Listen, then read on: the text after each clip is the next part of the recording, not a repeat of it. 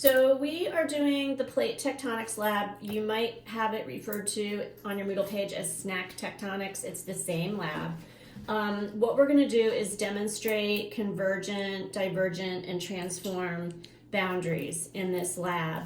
And one of the things that you'll need to do is review the lecture from today, April 9th, for convergent, divergent, and transform boundaries before you do this. So if you haven't looked at the lecture video yet, you need to go ahead and do that, or this is not going to make sense to you. In the plate tectonics lab, at the top, it gives you the background information on convergent, divergent, and transform boundaries. So this shouldn't be too difficult. You will need to differentiate in this lab between a continental and oceanic plate and a continental and an oceanic, and an oceanic and an oceanic. Oceanic plates are thinner and are going to be represented by the graham cracker, and continental plates are thicker and are going to be represented by the Rice Krispie treat. So keep that in mind as you work. The first thing we did was spread frosting onto, it says paper plate, but we're using foil. And we've split a graham cracker in half. We're gonna lay them on top of the frosting. Now remember, this is plate boundaries, okay? So we're gonna press down on them and slowly slide them apart. And at this point, you're going to need to write down your observation. What happened to the frosting between the crackers? You can see what happened between the crackers. And then the conclusion part that actually requires you to use your brain is what type of boundary this represents. So you can go back to the beginning of the lab, you can refer to your notes, you can refer to your divergent, convergent, and transform boundary graphics that I uploaded to Moodle, and tell me what kind of boundary it represents. Then what does the graham cracker represent? What does the frosting represent? Make sure when you tell me what the graham cracker represents that you tell me what type of crust this is, whether this is oceanic crust or whether it is continental crust, and then what type of feature is produced by this type of movement. So you can say what, in this type of boundary, what rises in between, what type of feature is produced by that kind of boundary. I'm going to pull these up. And I'm going to have to redistribute the frosting. So part two.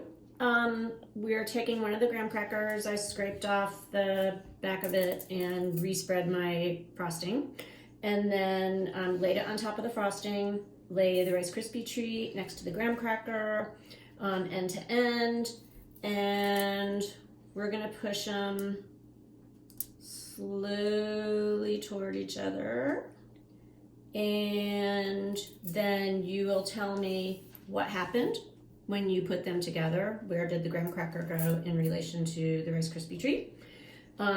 What type of plate does the graham cracker represent? And what type of plate does the thicker Rice Krispie represent? If you can't remember which plate is thicker and which plate is thinner, go back to your notes. What type of boundary does it represent? Again, you can go back to the first page of the lab, or you can go to your notes. And let's see. Okay, and that's it for that part three. You break the other whole graham cracker in half, and then you break it in half again, and then we'll use 2 more pieces of this later.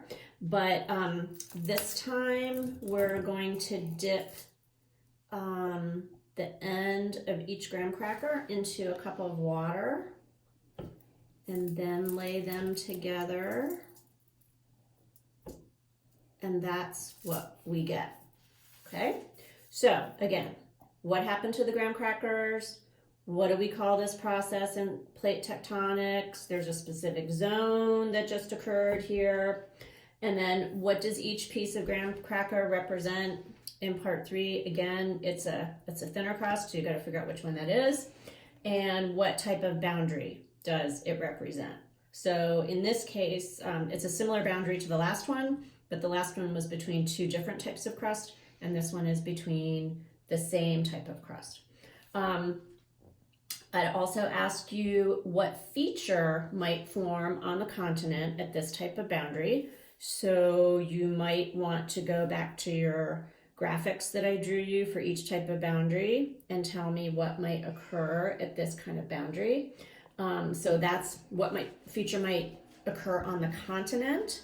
And then if this were oceanic crust, what feature might form in the ocean at this kind of boundary? So all you need to do is go back to one of your drawings once you figure out what type of boundary it is and tell me what those things are. It's all marked really clearly on your graphic that you have. And we've got 2 more skinny pieces. I probably should have put them the other way. But this is part 4, and we've got them side to side on top of the frosting. And then we're just gonna push them apart, applying steady, moderate pressure. And it's pretty easy to answer the questions. What happened when you increase the push-pull pressure? And you can see that frosting is kind of built up at each end and in the center. What type of boundary does this represent? This should be really easy because it's the only one like this.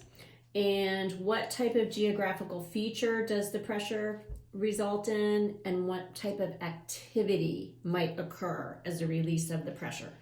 So on your graphic for this type of boundary, I told you what type of geographical feature might occur and then what kind of event or activity might occur. So that's really easy to answer. You just have to look at the graphic for this type of boundary.